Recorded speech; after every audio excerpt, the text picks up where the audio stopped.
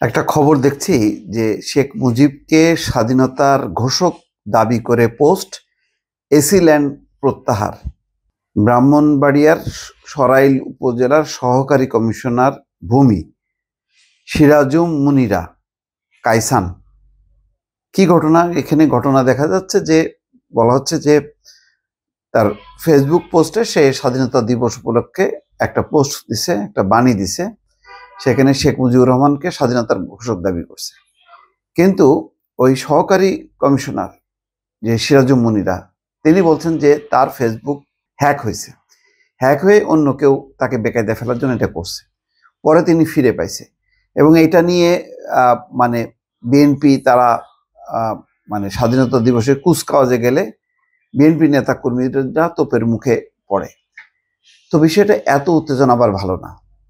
এটা যদি তিনি দিয়ে থাকেন, এটা ঠিক কাজ করেননি।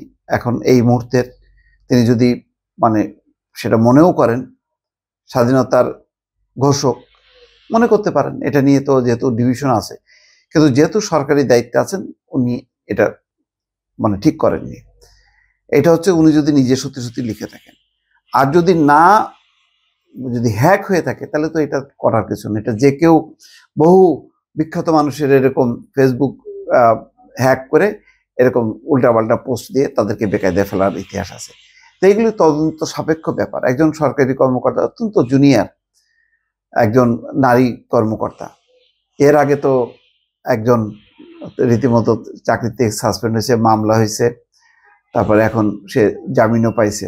সে তো রীতিমতো ডক্টর মোহাম্মদ ইউনূসকে চ্যালেঞ্জ করছে এবং ওই যে শহীদ আবু সাইদ, তাকে নিয়েও তামাশা করছে যে সে মানে আসলেই মানে মানে গুলিবিদ্ধ হয়েছে কিনা, পুলিশ তাকে গুলি করছে কিনা, সে শহীদ হয়েছে কিনা, এটা নিয়ে কটাক্ষ করছে এবং ডক্টর মোহাম্মদ ইউনূসকে রীতিমতো চ্যালেঞ্জ করে একটা পোস্ট দেওয়াতে একটা বিব্রতকর পরিস্থিতি তৈরি হয়েছে।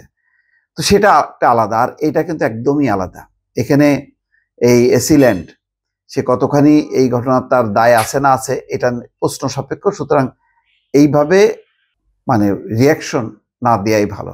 বলা হচ্ছে যে শেখ মুজিবুর রহমানকে স্বাধীনতার ঘোষক দাবি করে পোস্ট ঘিরে ব্রাহ্মণবাড়িয়ার সরাইল উপজেলার সহকারী কমিশনার সিরাজুম মুনিরা কাইসানকে তার দায়িত্ব থেকে প্রাথমিকভাবে অব্যাহতি দেওয়া হয়েছে। পোস্টে শেখ মুজিবুর রহমানের নামের আগে বঙ্গবন্ধু হিসেবে উল্লেখ করা হয়। যদিও এসি ল্যান্ড পরবর্তী পোস্ট দিয়ে দাবি করেছেন লেখাটি তিনি লেখেননি, আইডি হ্যাক হয়েছে, পরে তিনি আইডি ফেরত পান।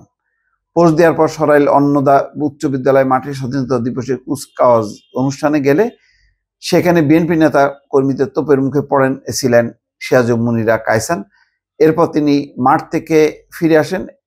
এর প্রায় 1.25 ঘন্টা পর সেই পোস্ট মুছে ফেলা হয়।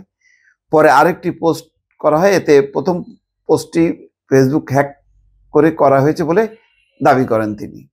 এই ব্যাপারে ইউনো মোশাররফ হোসেন বলেন, এসি ল্যান্ড দাবি করেছেন তিনি লেখেননি। এআইডির পাসওয়ার্ড অনেকের কাছে ছিল। ঘটনার পর তাকে সরাইল থেকে প্রত্যাহার করে চট্টগ্রাম বিভাগীয় কমিশনার কার্যালয়ে পাঠাতে বলা হয়েছে। বিষয়টি তদন্ত চলছে। তো এই পর্যন্ত থাকুক। এই এত ছোটখাটো বিষয় নিয়ে বিএনপি নেতা কর্মীরা একটা অপ্রীতিকর পরিস্থিতি তৈরি করা, এই ধরনের মাসল শো করা, এগুলি ঠিক না।